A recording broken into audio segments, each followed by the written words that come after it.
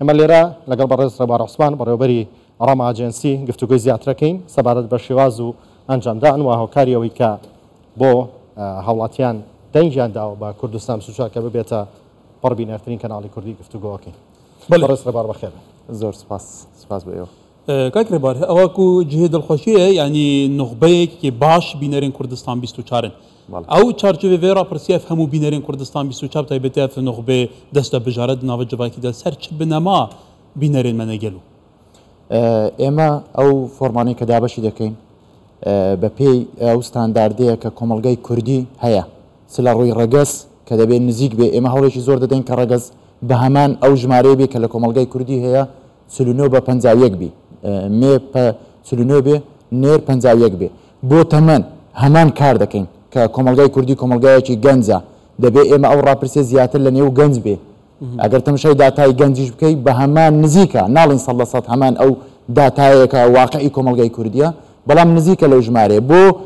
بڕوانامەش بە هەمان شێوێت تۆ گەر سیر بکەیت هەمان ئەو بڕوانامانەی کە لە ناو کۆمەلگا هەیە ڕەنگ دەداتەوە لە ناو ڕاپرسەکەی ئێمەش. بەڵێ پێتان وایە کاتێک کەسانی ئەکادیمی هەڵبژاردەی کەناڵێکەکەن یاخود دەستگایەکی میدیایەکەن هۆکارەکەی بۆ چیە گەڕێتەوە کە جیاوازیەکەن لە کەناڵێ بۆ کەناڵێکی دیکەمە تا چەند نەگەڕێتەوە بۆ گرنگیدان بەڕاستی دروستی زانیاریەکان و پاراستنی ئاسایشی ئابووری و کۆمەڵایەتی و نیشتیمانی. بێگومان دەبێت بگەڕێتەوە سەر ئەو پرۆگرامانەی کە لە کوردستان 24 پەخش دەکرێت تا چەند لەو ئاستەیە کە کەسانی وا ڕۆشنبیر و خوێندەوار و بڕوانامە بەرز بتوانێت ئەو ژمارەیە زۆرە سەیری کەناڵێکی وا بکە دەبێت لە خۆتان بپرسن ئێمە چیمان پێشکەش کردووە کە بووینە جێگەی ڕەزامەندی ئەم چینە ئەگەر بمانەوە سەیری بکەین سەیری داتاکان کە کوردستان 24 لە بابەتی بڕوانامی بەرز لە هەموو کەناڵەکان بەرزترە دەبێتەوە بزانن ئەو پرۆگرامانە چی بوونەکەوا بۆتە هۆکاری ئەوەی کەوە ئێمە بووینە ڕەزامەندی ئەم چینە. هەڵبەت ئەف سەرنجێکی گرنگێکە ئەف نوخبە ئەف چینا یا بڵندا جڤاکی حوسا بینەرین کوردستان 24 بن. توزانی کاک ڕێبار ئەم جڤاکێکین جواکیمە ژالیە جواکی بە ژالیە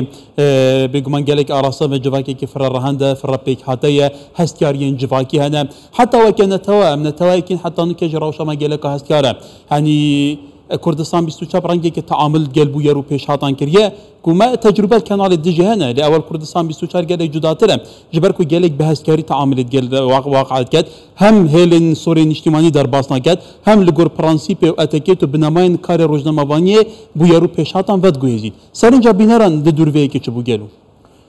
ئێمە جگە لە ئەو بابەتانی کە باستان کرد مەسەلەن پرسیمانە لەو خەڵکەی کە بەشدار بووە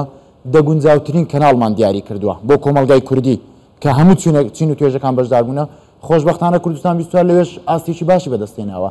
لە سەرتاسەری کوردستان بە کۆی گشتی کەناڵەکان هەرچی کەناڵ هەیە لە کوردستان کە نزیک ئێمە 200 کەناڵمان هەیە بە ئاسمانی و بە لۆکاڵی کوردستان 24 توانیتی لەوێ پێنجەم بێت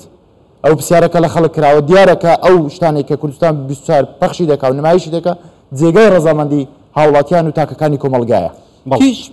ئامان جیۆ لە ئەنجامدانی ئەم ڕاپرسیە چی بوو دەتانەوێت بڵێن چی بۆ بینەری کورد ئێمە هەستمان کرد کە بۆشاییەک هەیە بۆ هەڵسەنگاندنی کەناڵەکان لە کوردستان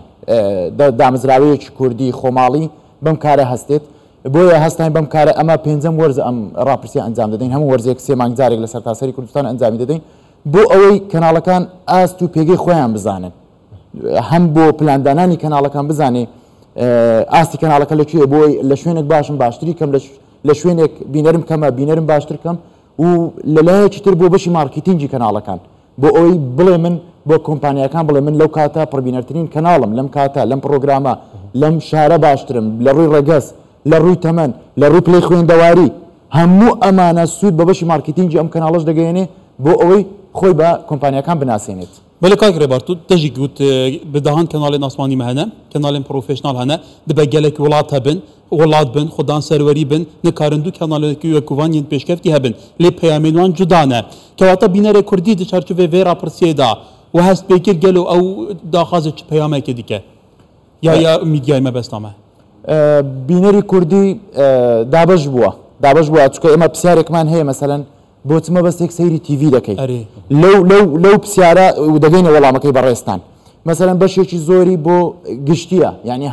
هەمە جۆرە بۆ هەموو مەبەستێک سەیری تیڤی دەکات کە ئەمە ڕێژەیەکی زۆرە دوای ئەوە بۆ هەواڵە خەڵکێکی زۆر تەنها بۆ هەواڵ سەیری کەناڵ دەکات ئەوانەی کە بۆ هەواڵ سەیری کەناڵ دەکەن کەمتر سەیری تیڤی دەکەن بەڵام ئەوانەی کە بۆ کات بەسەربردن و بۆ هەمەڕەنجی سەیری تیڤی دەکەن زیاتر بە دیار شاشەکانەوە دەمینێنەوە بەڵ لەسەر ئاستی کەناڵەکان بەگشتی لە هەرێمی کوردستاندا پێتان وایە بۆ بینەران یان بینەران پرسیارێکتان هەبوو لەوەی کە تا چەند گرنگیان بە ڕاستی و دروستی زانیاریەکان تا چەند گرنگیان بە پاراستنی یاسایشی کۆمەڵاتی بووە ئەمانە تا چەند لایەن گرنگە تا چەند خۆیانیتیا ببینەوە تا چەند بەلایەن گرنگە ئەم ڕاپرسی ئێمە زۆر بێلایەنە کارمان کردووە بۆ ئەوەی ڕاستەقینەی کۆمەلگا چۆنە وا بگوازینەوە واش نمایشیکەین واش بخینە ڕوو بۆیە گرنگێکی زۆرمان بە هەموو ناوچەکانی کوردستان داوە بەبێ جیاوازی و دابشکردنی ئەو فۆرمانش بەبێ جیاوازی بووە لەسەر بنەمای فۆرمی خۆراکی شارەکان بووە بۆ ئەوی ئێمە نمونەیەکی جوانی ئەم کۆمەلگایە وەرگین و نمایشیکەین تعبیر لە تەواوی کۆمەلگا بکاتن بەبێ جیاوازی بێگومان بیر و بۆچوونی هاوڵاتیان گرینگە لەبەر ئەوە ئێمە نەمانویستووە مەسەلەن ناوچەیەک لەگەڵ ناوچەیەکی تر لەوانەیە بیر و بۆچوونی جیاواز بێ سەیری کەناڵی جیاواز بکە لە ڕووی کلتورەوە جیاواز بێ لە ڕووی کۆمەڵێک شێواسەیە جیاواز بێ بۆیە ویستیتمان واقعی هەموو کوردستان لەم ڕاپرسی ئێمەدا ڕنگ بداتەوە ولی البت شێوازی ڕۆمالکردنا بوو یەر و پێشهاتان یەن ڕۆژانە بگومان توزانی وڵاتی me و دەڤەرێکی گەرمە بوو یەر و پێشهات gelekî lezgîn derbas dibin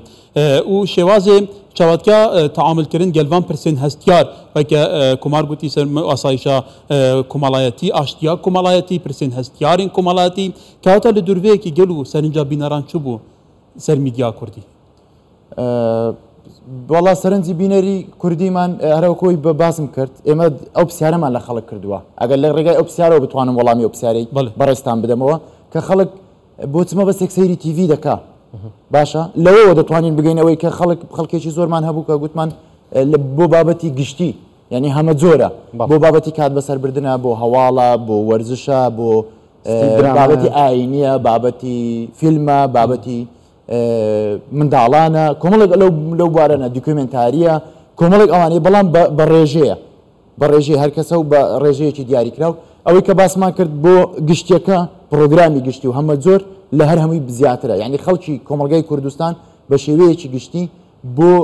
هەموو بابەتێک سەیری تیڤی دەکات بۆ هەموو بابەتێک بۆ بابەتی گشتی یعنی هەموو ئەو بابەتانە لە خۆی کۆ دەکاتەوە دوای ئەوە بۆ هەواڵ سەیری تیڤی دەکاتن یعنی خەڵکی کوردستان چاوەڕێی پرۆگرامی هەمە جۆر لە کەناڵەکان دەکات بە دەرەجەیەک بە دەرەجە دوو بۆ بابەتی هەواڵ بۆ زانینی دەنگ و باسی کوردستان دەنگ و باس چه هەیە دەگەڕێتەوە تیڤی چکە خەڵکێک ئێمە لە جارێک لە جارەکان لە ڕاپرسی پرسیارمان لە خەڵک کرد ئایا چەند متمانەت بە تیڤی هەیە یان بە سوۆشیال میدیا تۆ بۆ زانیاری بەڕێستان و بینەران